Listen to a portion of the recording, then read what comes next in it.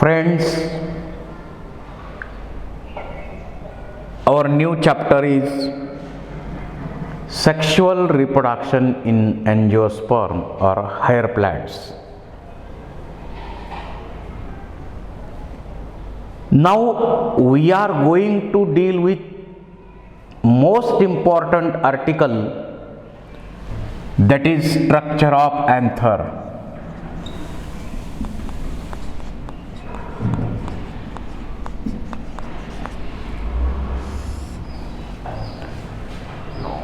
You know, male reproductive whorl of flower. The male reproductive whorl of flower is called as androecium.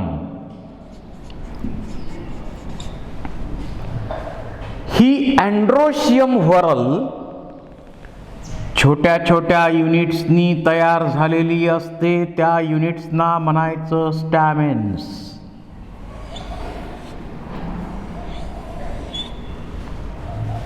Number of stamens varies from species to species. प्रत्येक स्टॅमेन दोन पार्टनी बनलेला आहे. एक आहे filament. It raise the anther at proper height and supply nutrients. Anther produces pollen grains.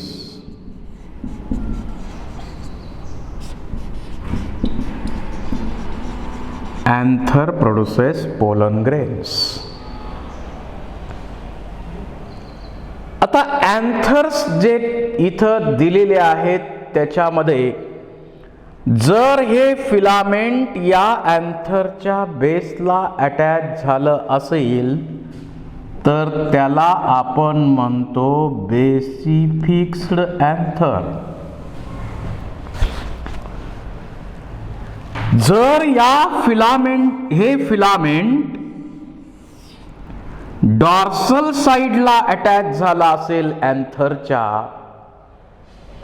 तर त्याला आपण म्हणतो डॉर्सिफिक्स्ड.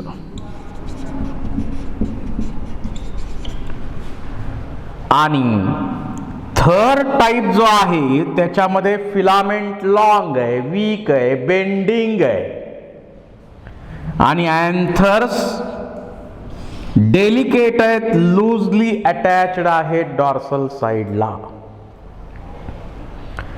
यांना आपण म्हणतो वर्साटाइल अँथर्स. हे काही टाइप आहेत अँथरचे. आपल्याला आता स्टडी करायचंय अँथरचं स्ट्रक्चर.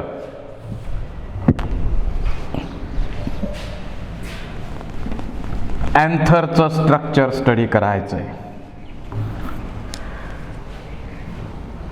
जनरली अँजिओस्पर्मचे जे अँथर्स आहेत ते बायलोब्ड आहेत. यामध्ये दोन लोब असतात आणि जर दोन लोब असतील तर त्याच्यामध्ये चार चेंबर्स तयार झालेले असतील. टेट्रास्पोरॅन्जिएट म्हणू आपण त्यांना. बायलोब्ड अँथर्सना डायथिकस अँथर असंही म्हणता येईल कारण दोन थिका आहेत, दोन लोब आहेत त्यामध्ये आणि प्रत्येक लोब मध्ये दोन मायक्रोस्पोरॅन्जिया असतात, दोन चेंबर्स असतात, दोन लॉक्युल्स असतात. आणि म्हणून बायलोब्ड अँथर जो आहे, डायथिकस अँथर आहे, तो टेट्रास्पोरॅन्जिएट असतो. चार मायक्रोस्पोरॅन्जिया त्यामध्ये असतात. आणि जर चायना रोज सारखं प्लांट विचारात घेतलं तर त्यांच्या अँथरमध्ये एकच लोब असतो. जर अँथरमध्ये एकच लोब असेल तर त्याला आपण म्हणतो मोनोथिकस.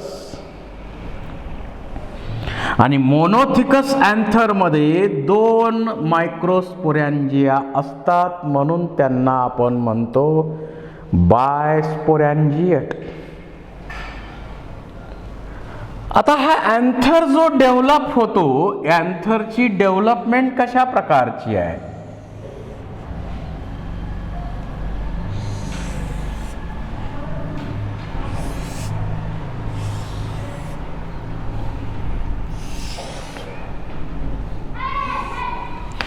या अँथरची डेव्हलपमेंट कशा प्रकारची आहे?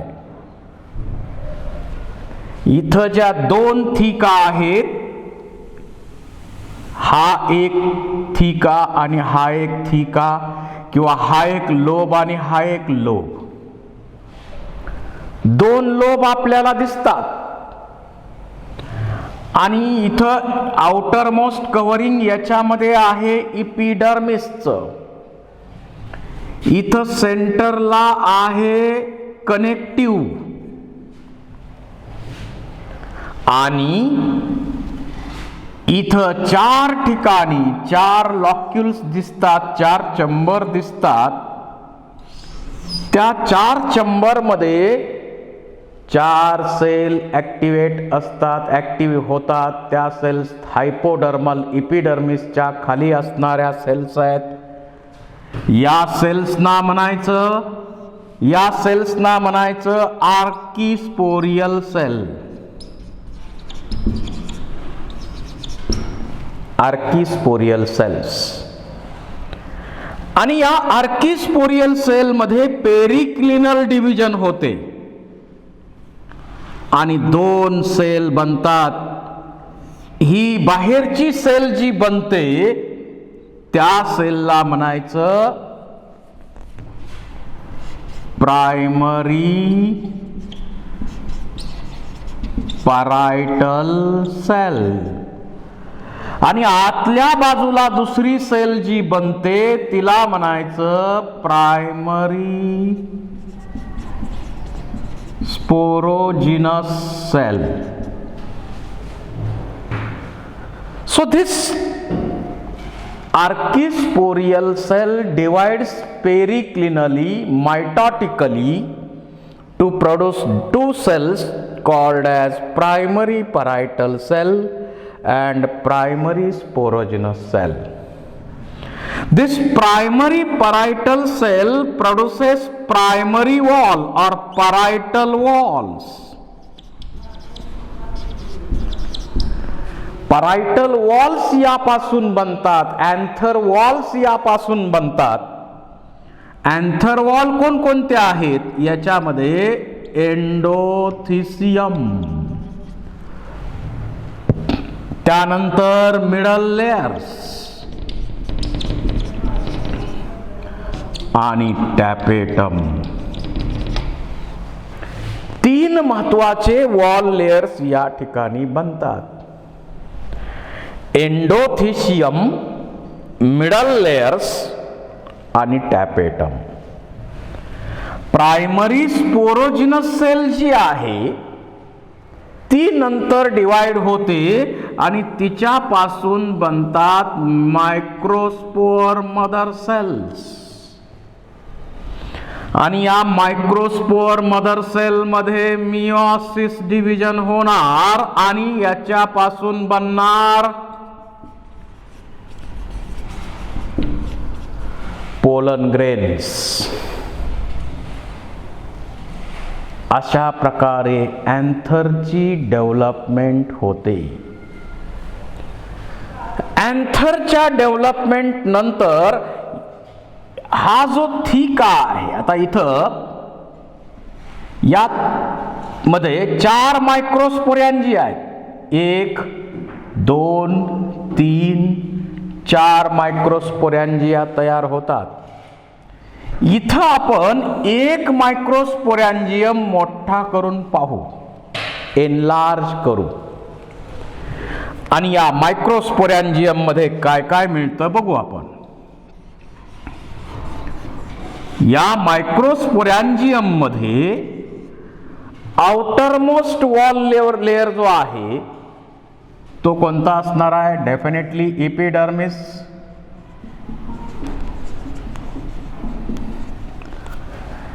या इपिडर्मिसच्या आत रॅडियली अरेंज असणाऱ्या सेलचा महत्वाचा लेयर आहे.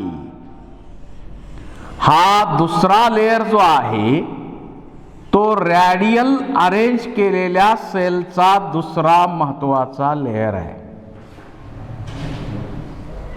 या लेयरला आपण म्हणतो एंडोथेशियम.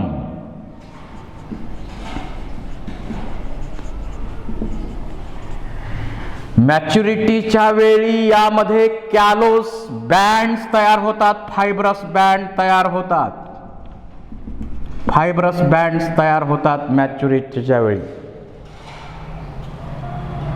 आणि या एंडोथिसियमच्या इनर आणि टँजेन्शियल वॉल ज्या आहेत त्याच्यामध्ये अल्फा सेल्युलोज, टॅनिन अशा प्रकारच्या कंपाऊंडचं डिपॉझिशन असतं. आता असं डिपॉझिशन जे आहे हे बँड्स म्हणा किंवा अल्फा सेल्युलोज जे आहे थिकनिंग, असे बँड्स या ठिकाणी नसतात आणि इथं एक ग्रूव तयार होते. आणि ही जी ग्रूव आहे इथं थिकनिंग नसतं आणि त्याच्यामुळं डेहिसन्स ऑफ मायक्रोस्पोरॅन्जियम, डेहिसन्स ऑफ अँथर त्याच्यासाठी मदत केली जाते. अँथरचं डेहिसन्स या पोझिशनला होत असतं कारण इथं अल्फा सेल्युलोजचं थिकनिंग नाही किंवा हे बँड सुद्धा नसतात. आणि या ठिकाणी फायब्रस थिकनिंग मॅच्युरिटीच्या वेळी तयार होतात, याला म्हणायचं हे कॅलोसचे बँड्स. सेल्स हायग्रोस्कोपिक नेचरच्या आहेत आणि त्यामुळं अँथर मॅच्युअर झाल्यानंतर त्या सेलमधलं पाणी निघून जाणार आणि या सेल्स डेहिसन्स ऑफ अँथर,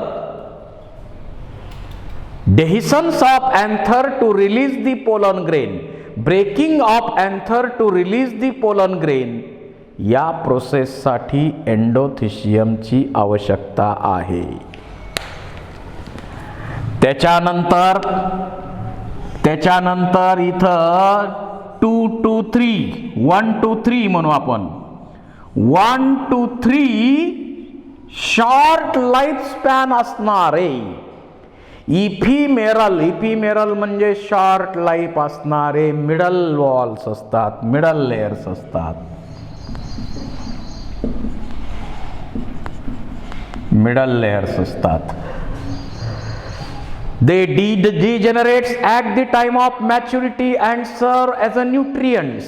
ते मॅच्युरिटीच्या पिरियडमध्ये डिजनरेट होतात आणि डेव्हलपिंग स्ट्रक्चरला नरिश करण्याचं काम करतात.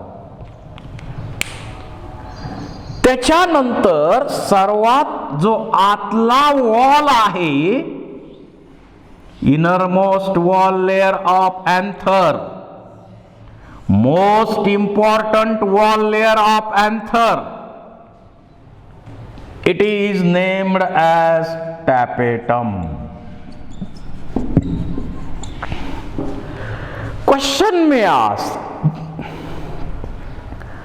which of the following is a nutritive wall layer of anther?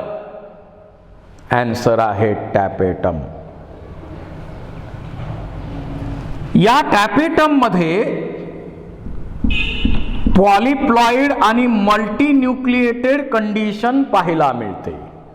यावरून पण क्वेश्चन विचारला जातो, which of the following wall of anther has multinucleate and polyploid condition? कारण इथं एंडोमायटॉसिस आणि मायटॉसिस दोन्ही होतात, त्यामुळे इथं पॉलिप्लॉइड आणि मल्टीन्यूक्लिएट कंडिशन निर्माण होते. हा टॅपेटम 2 टाईपचा आहे. अमिबॉइड जे प्रिमिटिव्ह अँजिओस्पर्म आहेत त्यांच्यामध्ये अमिबॉइड टॅपेटम असतो तो डेव्हलपिंग जो मायक्रोस्पोर मदर सेल्स आहेत त्याला नरिश करण्याचं काम करत असतो. आणि सेकंड टाईप जो आहे तो सिक्रिटरी टाईप आहे. हे दोन्ही टाईपचे टॅपेटम मॅच्युरिटीच्या वेळी डिजनरेट होत असतात. त्यातला अमिबॉइड टाईप जो आहे तो कॉमन असतो, जास्त कॉमन आहे. या टॅपेटमचे फंक्शन्स काय? अनेक फंक्शन टॅपेटमचे सांगता येतील. Number 1 nourishment. जे पोलन ग्रेन तयार होतात त्या पोलन ग्रेनला नरिश करण्याचं काम केलं जातं. सेकंड, या ठिकाणी प्रोयुबिस्ट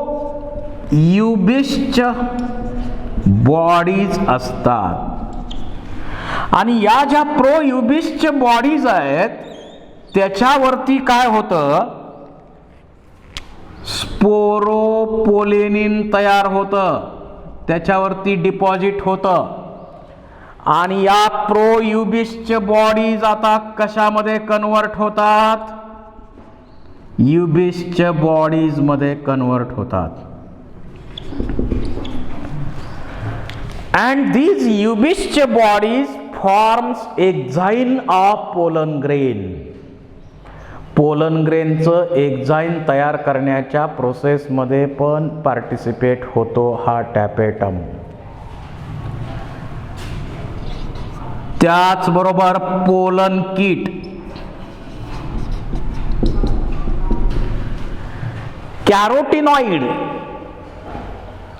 आणि स्टिकी फॅटी कंपाऊंड असलेलं डिपॉझिशन त्या पोलन ग्रेन वरती बनवणं, त्याला आपण पोलन किट फॉर्मेशन म्हणतो. आणि हे पोलन किट टॅपेटम बनवतो. इन्सेक्टच्या बॉडीला पटकन चिकटण्यासाठी त्या पोलन किटची मदत होते. तर पोलन किट फॉर्मेशन हे एक याचं फंक्शन आहे. त्यानंतर पुढचं फंक्शन या टॅपेटमचं आहे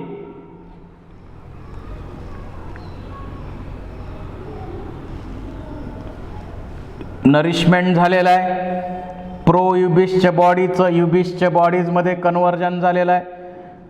पोलन किट बनलेली आहे. कॅलेज एन्झाईम तयार होतं. आता हे कॅलेज एन्झाईम काय करतं, हे समजा पोलन ग्रेन 1 2 3 4 पोलन ग्रेन इथं टेट्राडच्या फॉर्म मध्ये आहेत. हे पोलन ग्रेन असे टेट्राडच्या फॉर्म मध्ये आहेत. तर या पोलन ग्रेनला जोडण्याचं काम सिमेंटिंग मटेरियल इथं आहे. कोणतं आहे? कॅलोज. कॅलोजनं हे पोलन ग्रेन जोडलेले असतात.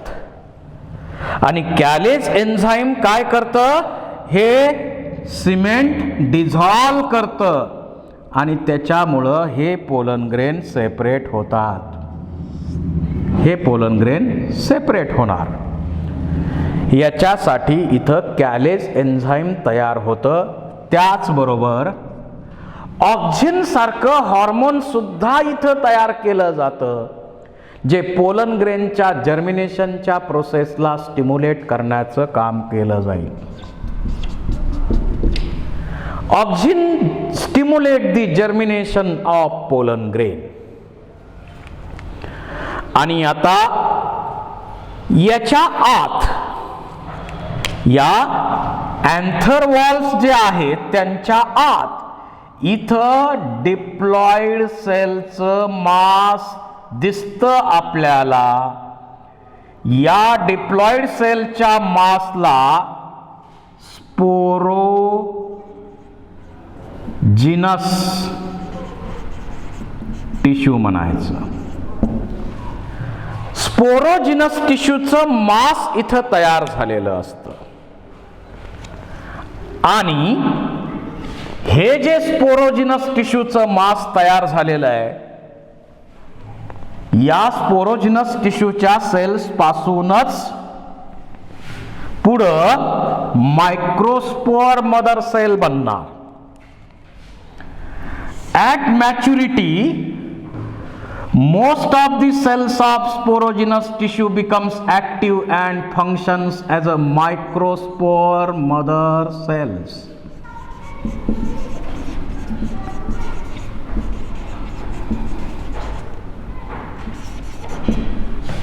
या डिप्लॉइड मायक्रोस्पोर मदर सेल बनतात आणि या मायक्रोस्पोर मदर सेलचं microsporogenesis it undergo meiosis division to produce microspores or pollen grains.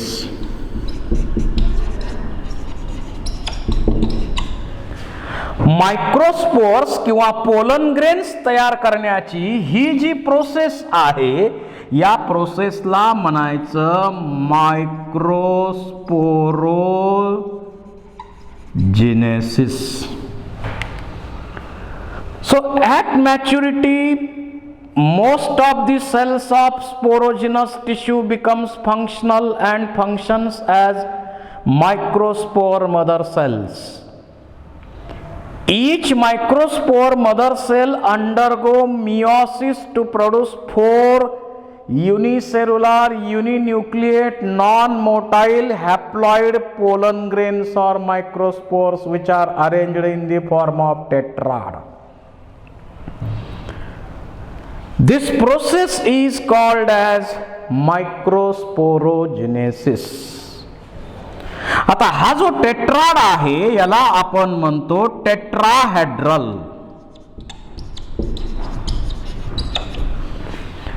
Tetrad तसे अनेक प्रकारचे आहेत पण सर्वात कॉमन टाइप कोणता आहे तर अँजिओस्पर्म मध्ये टेट्राहेड्रल सर्वात कॉमन आहे. त्याच्याशिवाय इथं 1 2 3 4 आयसोबायलॅटरल हा पण टेट्राड असतो. लिनियर हा पण टेट्राड आहे. टी शेप्ड हा पण टेट्राड आहे. इन्व्हर्टेड टी म्हणजे उलटा टी.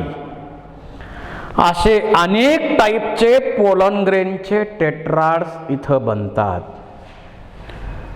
अशा प्रकारे मायक्रोस्पोरोजिनेसिसची प्रोसेस होते आणि पोलन ग्रेन तयार होतात. ते टेट्राडच्या फॉर्ममध्ये असतात आणि ज्यावेळी कधी सेपरेशन याचं व्हायचं असेल कॅलेज एन्झाईम यांना सेपरेट करतं सिमेंटिंग मटेरियल डिझॉल्व करून. This is about structure of anther and microsporogenesis. Thank you very much.